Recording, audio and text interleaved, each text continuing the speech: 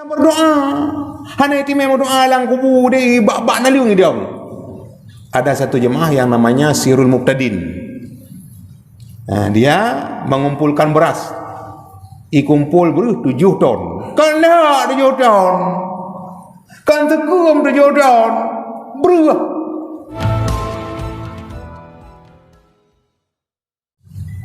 Itu Allah Maha Pengasih.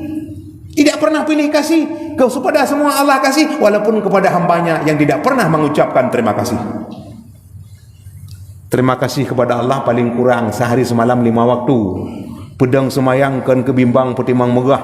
Perintah Allah kepada getayo hamba. Limang boh hotel mentente dalam ti urawa. Ti barang kata lam nanggro wajib dah jaga. Ti barang kata lam nanggro tinggal semayang wajib teriwang, barang kajian wajib tak kata. Uro Jumaat du mak jauh masjid kecuali lamin anak mit dengan kaum nisa. Mayang-mayang 3 kali kita tidak pergi ke masjid munafik. Makanya sesama mukmin mari kita saling memaafkan. Kita telah minta ridha Allah, kita puasa 30 hari. Begitu berbuka, itu latihan kekompakan kita bersama-sama.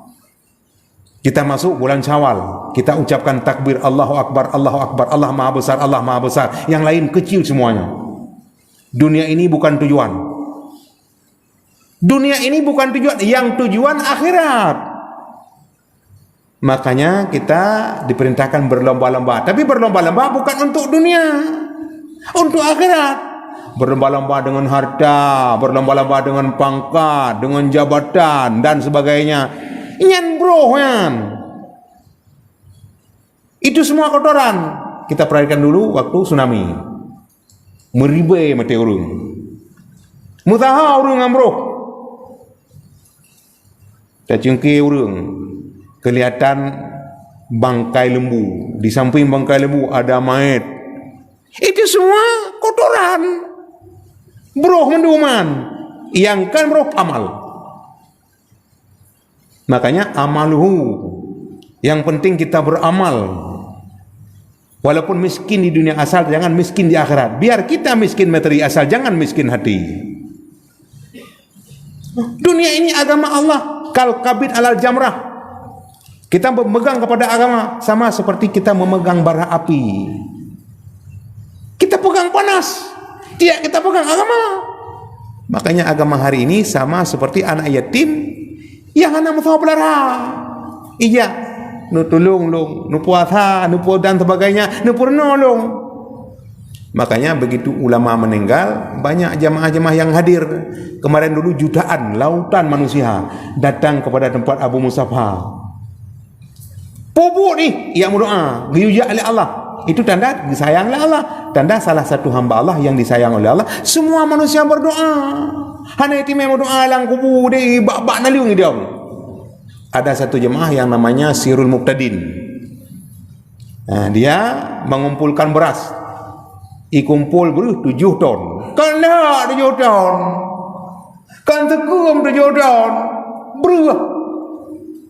Sampai hari ini dia mudah-mudahan ditempatkan di tempat yang diridha oleh Allah. Makanya dalam kesempatan yang mulia ini, laisal idu liman tajammala bilibasin wa markub, walakinnal idu liman ghufira lahu dzunub. Kuroraya akan kegura wahai taulan, tahu bajai baru-baru tajak keno tajak kedih dalam jalan. Tetapi uroraya bandung tanya buta tuban, urung yang na keampunan niba Tuhan. Yang mana oraya kita telah diampuni dosa oleh Allah. Itu mana hari dia? Makanya taat batin nasib lupu ulun bayan, nyani siput perangai gata kepujian. Bandung tanya tamu tiput ngan tiput nyan dum tu sare, betapa tho dum tiput nyan dalam hati. Tah ta tobat ngan le syaratkeun ulama, tinggai mati tekalian yang pertama. Yang kedua menyesal gata but yang lalu, keleh janji hari wang le salamamu. Pernah tacok dum atago pulang mandum, lakai maah muyuhan tabayuyum. Itu kehidupan kita dengan Allah. Makanya dalam kesempatan yang mulia ini, mari kita semua yakinkanlah dunia ini bersifat sementara. Makanya paling kurang sesama mukmin kita saling mendoakan.